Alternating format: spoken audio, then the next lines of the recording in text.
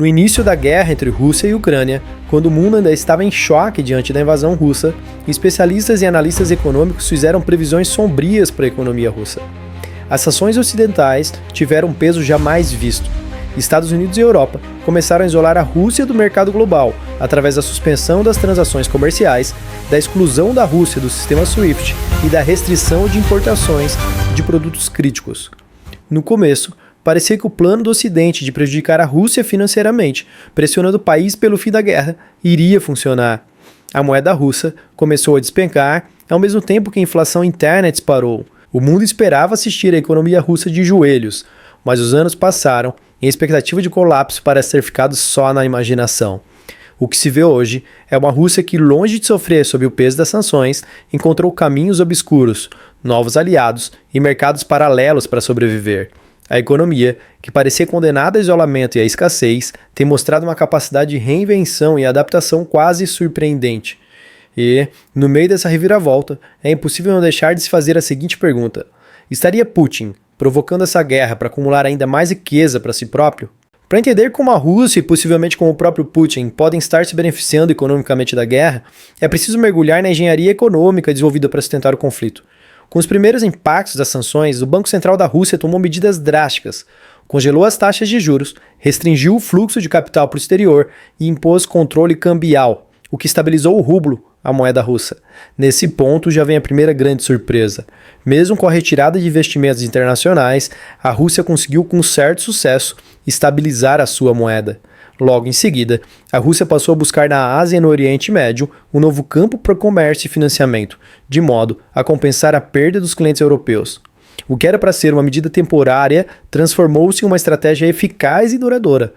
Em vez de ceder à pressão dos Estados Unidos e da Europa, a Rússia conseguiu com certo êxito reorganizar suas exportações, vendendo petróleo e gás a países como China e Índia. A Rússia ofereceu um desconto atrativo que garantiu um fluxo contínuo de receita. E o país não parou por aí. Desviou seus esforços industriais para uma economia centrada na guerra, com aumento da produção de armamentos e de suprimentos militares, estimulando um novo ciclo de crescimento na indústria bélica. A economia russa tornou-se, em muitos aspectos, uma máquina ajustada para a guerra, e o mais surpreendente, tornou-se uma máquina lucrativa. Para que você consiga visualizar o que eu estou falando, vou te mostrar alguns indicadores russos antes de continuar a explicação. A Rússia invadiu a Ucrânia em fevereiro de 2022. Na ocasião, a taxa de crescimento do PIB russo estava em 3%. Com o começo da guerra, caiu para 4,5% negativo, mas hoje está em 4,1% positivo, acima dos 3% do primeiro trimestre de 2022. Os números são positivos desde o segundo trimestre de 2023, quando a Rússia conseguiu atingir 4,9% de crescimento, pouco mais de um ano desde o início da invasão na Ucrânia. Falando em valor absoluto de PIB, mesmo com a invasão em 2022, a Rússia teve um crescimento de 23% no seu PIB em 2023, o que é impressionante. Outro ponto que chama bastante atenção é a taxa de desemprego russa, que vem caindo desde o início da invasão. Em janeiro de 2022, um mês antes do início da guerra, era de 4,4%. Hoje é de 2,4%. A inflação era de 9,2% na Rússia no mês do início da invasão. Hoje, a inflação é de 8,6%. Para finalizar, a confiança do empresário na Rússia em fevereiro de 2022 era de 1,3%. Atualmente, está em 7%. Esses números não são respostas absolutas para o que vem acontecendo com a economia russa, mas ajudam a confirmar a tese de que a Rússia não foi tão prejudicada quanto se imaginava, desde que começaram as sanções econômicas. Durante décadas, a Rússia foi uma superpotência energética, fornecendo gás e petróleo para grande parte da Europa, que dependia muito desse suprimento. Com o início do conflito, o Ocidente cortou os laços com essas fontes de energia russa, mas esse corte não resultou em prejuízo. Ao contrário, Putin encontrou novos compradores e adotou uma estratégia engenhosa de redução de produção, forçando o aumento de preço a nível global. Assim, durante esse período, houveram alguns momentos em que, embora vendesse menos, a Rússia chegou a lucrar mais, encontrando uma rentabilidade elevada, mesmo com o volume reduzido. Para Putin, o setor energético se tornou um instrumento de poder e prosperidade, ainda mais valioso com os ciclos de alta do preço do petróleo e do gás no mercado global. A estratégia de Putin de vender energia a aliados estratégicos e a preços diferenciados faz parte de uma jornada que transforma o boicote europeu em uma possível fonte de lucro. Enquanto países ocidentais sofrem com a inflação energética, Putin, que antes dependia do cliente europeu, agora vende para países que não questionam tanto os métodos do Kremlin. China e Índia são os principais clientes da Rússia desde as sanções, mas, além de comprar petróleo com desconto, a China tem se beneficiado muito da debandada de empresas norte-americanas da Rússia. Desde que as empresas norte-americanas e europeias deixaram a Rússia devido às sanções, muitas empresas chinesas têm preenchido essa lacuna e expandido suas operações do país. Algumas das empresas chinesas que aumentaram sua presença na Rússia são a Alibaba. O grupo Alibaba, que já era um dos maiores players no e-commerce russo com sua plataforma AliExpress, fortaleceu ainda mais sua presença. O AliExpress Rússia agora ocupa uma posição dominante no comércio eletrônico russo, aproveitando a saída de empresas ocidentais para oferecer uma variedade de produtos que antes eram vendidos por varejistas europeus e norte-americanos. Great-Wall Motors. Como a dona de muitas montadoras ocidentais, empresas automotivas chinesas como a Great-Wall Motors, conhecida no Brasil como Aval, aumentaram suas operações na Rússia, oferecendo modelos de veículos acessíveis para a população russa. A Aval, subsidiária da Great-Wall Motors, inclusive estabeleceu uma fábrica na Rússia para atender a crescente demanda. Lenovo e Xiaomi. Empresas de tecnologia como Lenovo e Xiaomi, que já tinham presença significativa no mercado russo, aproveitaram a saída de marcas ocidentais como Apple e HP para expandir suas ofertas de smartphones, laptops e acessórios. Xiaomi, por exemplo, ganhou uma fatia importante de mercado de eletrônicos de consumo. UnionPay. Com a saída da Visa e da Mastercard, a chinesa UnionPay rapidamente se posicionou como uma alternativa viável no sistema de pagamentos. A UnionPay fez parcerias com vários bancos russos para oferecer cartões de pagamento e sistema de transferência, facilitando transações internacionais para cidadãos e empresas russas.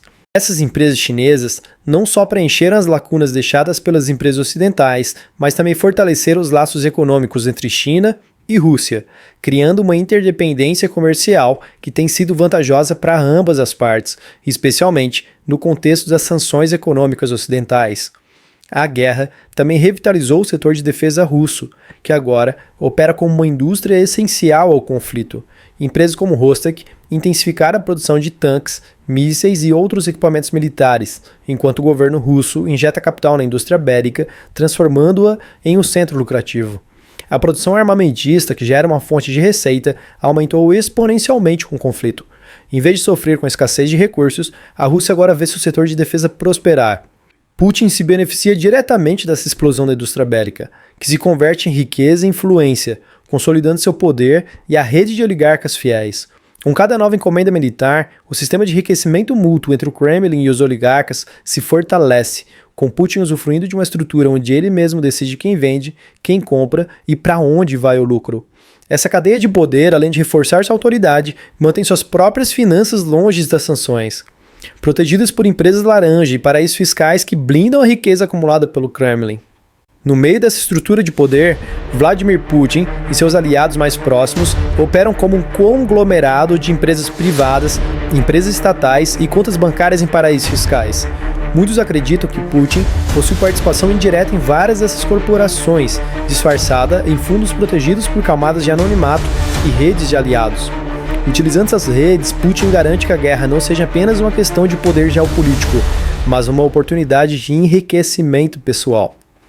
É conhecido que Putin mantém laços estreitos com oligarcas do setor de energia, como Igor Sekin, da Rosneft, e Alexei Miller, da Gazprom, que operam com peças fundamentais na engrenagem da guerra. Além disso, os setores de metais e mineração, controlados por magnatas que têm lealdade restrita ao Kremlin, garantem suprimentos vitais para o esforço de guerra. Putin, por meio desses laços, lucra indiretamente em cada tonelada de combustível, de aço e de cobre que financia as indústrias bélicas e energéticas. Ele manipula uma economia que serve ao propósito do conflito, mas também ao projeto de enriquecimento secreto de seu líder. Essa análise leva inevitavelmente a um questionamento. Estaria Vladimir Putin provocando uma guerra para enriquecer ainda mais? Quando se observa a prosperidade de setores específicos, a estrutura de evasão de sanções e a rede de influência econômica que Putin controla, a resposta parece pender para o sim. Enquanto a Rússia mantém-se resiliente, os que estão mais próximos do Kremlin vivem uma recessão econômica e financeira. A guerra, para Putin, é mais do que uma questão de território ou ideologia. É uma estrutura lucrativa e cuidadosamente orquestrada. Cada vez que uma sanção é imposta, Putin já tem em mãos o próximo movimento que garantirá seu lucro e blindará suas finanças. No centro dessa tragédia, o líder que transforma conflito em poder e morte em riqueza emerge como arquiteto de uma nova ordem econômica. Putin não apenas iniciou uma guerra, ele transformou essa guerra em um negócio, em um sistema de poder e influência que lhe garante não apenas a liderança, mas uma riqueza imensa e oculta. Se o mundo esperava ver a Rússia fragilizada, agora precisa lidar com a realidade de um país que soube contornar a punição e, em vez disso, criou um cenário onde o sangue derramado se converte em riqueza, e onde Putin, um homem que deveria ter sido contido, emerge mais forte e mais rico do que antes.